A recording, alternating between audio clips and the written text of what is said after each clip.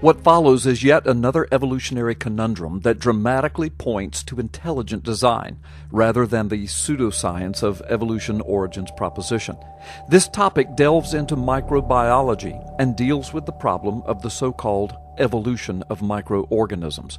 One mystery that evolutionists have yet to solve is how randomly shaped and distributed chemicals were organized and then concentrated and then combined into the first living bacterial cell. The next great mystery is how eukaryotic cells, or cells with a nucleus, could have come from bacteria. You see, living things are grouped into three large clusters of closely related organisms, called domains: archaea, bacteria, and eukaryota. Archaea and bacteria are small, relatively simple cells surrounded by a membrane and a cell wall, with a circular strand of DNA containing their genes. They are called prokaryotes. However, virtually all the life that we see each day, including plants and animals, belongs to the third domain, eukaryota. Eukaryotic cells are typically much larger than bacterial cells. They have much more DNA, and much more of that DNA is dedicated to self-regulation. And eukaryotic cells have compartments for the performance of very important tasks like energy production. The distinguishing features of eukaryotic cells are, number one, these cells contain an enclosed nucleus. Picture an egg which contains a yolk. Number two, these cells contain a multiplicity of organelles, or small organ-like structures that perform specific and interrelated or symbiotic tasks. Number three, these cells contain a structure. That is, they possess what is called a cytoskeleton for internal structural support. And number four, eukaryotic cells contain a unique information exchange system. You see, the food and waste transport in the eukaryotic cell involves a transport molecule, which is a linear motor that carries waste and food along the microtubules which connect the cell wall and all the internal organelles. This transport molecule is called a kinesin motor.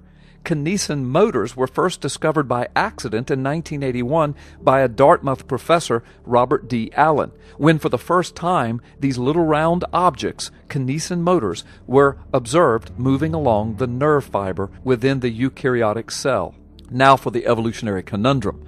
According to the evolutionary fairytale, single-celled organisms, which magically appeared from a chemical soup with no intelligent input whatsoever, had to develop ways to cope with an ever-changing environment.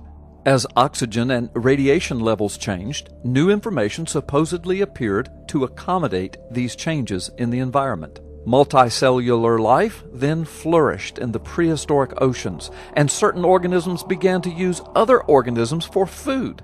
Eventually, photosynthesis allowed a brand new cellular lifestyle, and so fungi and plants appeared.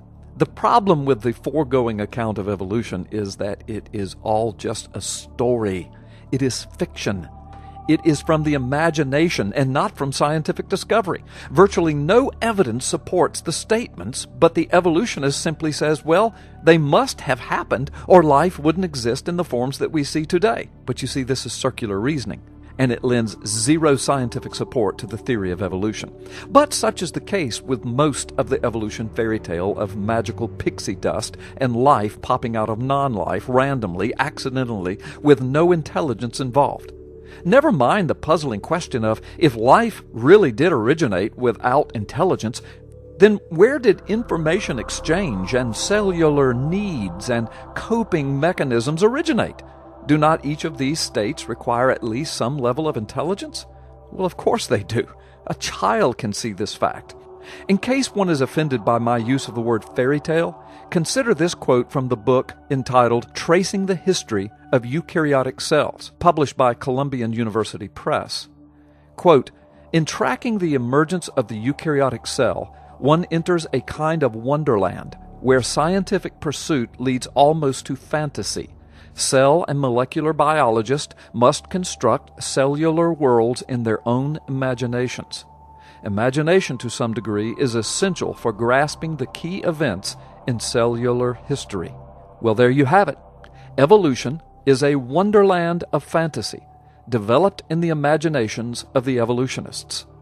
But isn't this what we creationists have been saying? all along? Do you ever wish that you could more powerfully, succinctly, and accurately speak to the message of your Christian faith and the Word of God?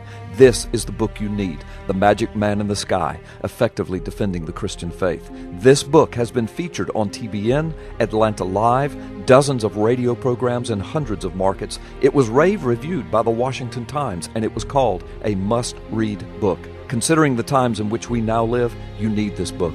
Get it today on Amazon.com or the WND Superstore.